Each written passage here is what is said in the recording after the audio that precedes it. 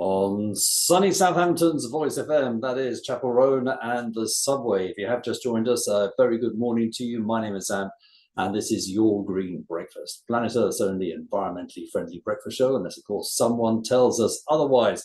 Now, one of the biggest conundrum for environmentalists is whether or not to have a wood-burning stove. It is comforting, it's warm, it feels like you're living a simpler life. It is so cozy. But are you warming your house but harming your health? Is wood smoke causing issues inside and outside your home, polluting your neighbours and your local environment? Here to tell us about the pros and cons of having a wood burning stove is Bea Udale-Smith from the Environment Centre. Bea, a very good morning to you. How are you? I'm very well, thanks, Anne. Thanks so much for having me on. That's a pleasure. Thank you for being here and joining us on the line. Um, The Environment Centre is based in Southampton, doing a lot of fantastic work, especially on air quality. I've got a funny feeling that you're going to suggest that a wood burning stove is not as cosy and as lovely as I'm making out. I might be, Zan. I'm sorry. You are completely right. They feel cozy and comforting, and a lot of people view them as, or they have been viewed as an environmentally friendly alternative to using a gas boiler or another type of heating system. Um, because wood is renewable, you can plant more trees.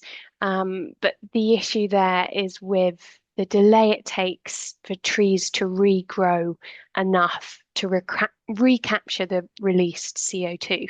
So we might set ourselves up a lovely fire this evening on this very brisk autumnal day, and we'll burn that wood in a matter of minutes. And in order to recapture the released carbon dioxide, it could take decades or even a century, up to a century, for the trees to regrow enough to recapture the released CO2. So there's that sort of time delay there in terms of the um, yeah, potential environmental renewable nature. Now, I'm a child of a distant past, but I used to really enjoy the smell of leaf smoke, the smell of petrol, the smell of tarmac, all of these lovely things. I said, oh, these absolutely fascinating smells. I really loved them. Now looking back, knowing what I know, thanks to the Environment Centre, pretty bad for my health and probably might explain why I ended up with asthma. Um, but a wood burning stove itself, is that good for the home as far as fumes are concerned? It's a really good question. So the issue here is something we call particulate matter, which is basically tiny bits of soot and dust which are contained within wood smoke, but these particles are so small that they're invisible to the human eye. Um, but when we breathe in air with particulate matter in it, um, the particles can be absorbed through our lungs and enter our bloodstream. Um, and from there impacts nearly every organ in the body. So that the potential health impacts range from asthma, as you mentioned, COPD, heart disease, stroke, cancer.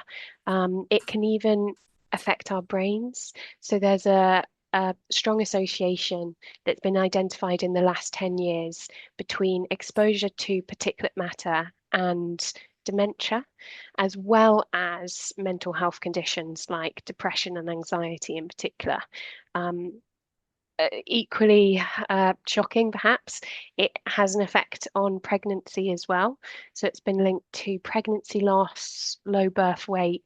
Um, Particulate matter has been found in placenta. So when I say it can impact all the organs in the body, I really do mean it.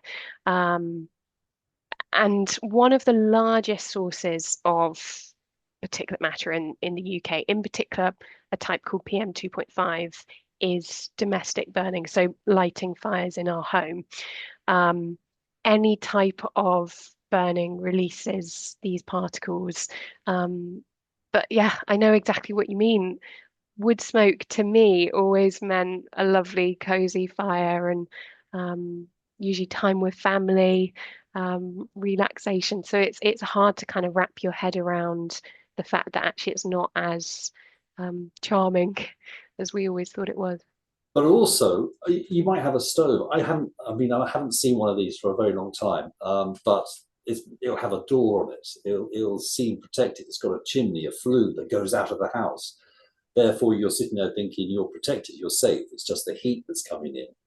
But I got a funny feeling though that if you're saying it's potentially bad for internally in the house, then that flue and everything that's going out, if you've got a neighbourhood that's got 3 or 4 people with wood burning stoves, is that going to be a noticeable effect on those who don't have wood burning stoves? You're totally right. We completed some local air quality monitoring over the last 5 years, using sensors in different parts of Hampshire, and they showed a really clear correlation in peaks in particulate matter on winter evenings, particularly on weekend evenings. So helping us distinguish that it's not related to, the 5 to 6 p.m. weekday rush hour. These peaks would often coincide with around 8, 9 p.m. when most people might be having a fire. And what was really interesting as well is that the monitors showed a really close similarity, whether they were located within a really urban area or a more rural area, suggesting, so the researchers who looked at the data based at the University of Southampton drew the conclusion that what we put into the air locally actually impacts our whole neighbourhood, if not contributes to an even wider regional picture. But you also hit the nail on the head that there are, different types of stoves. So a really modern eco-design stove or a DEFRA approved appliance produces less particulate matter within the home. So that might be a way to sort of protect yourself and your family. But that being said, those more modern appliances have been shown by some studies to still produce particulate matter outside the home. So is there I can't think of one myself, but maybe you know one, have one up your sleeve, but an alternative heating source that gives that kind of warmth and comfort that we get from the fire burning stove, or are we just going to have to put the telly on with a log fire on the screen and just a couple of jumpers and turn the heating up to get that kind of feeling again? Well, the other projects that we do at the Environment Centre are all about energy efficiency. So I wouldn't want to recommend one that isn't energy efficient as well. And yeah, but the sort of the cheapest, most environmental alternative is currently an air source heat pump or another type of heat pump. Recent modelling done in 2023 showed that warming your home with a wood burner is more expensive than either using an air source heat pump or using a gas boiler.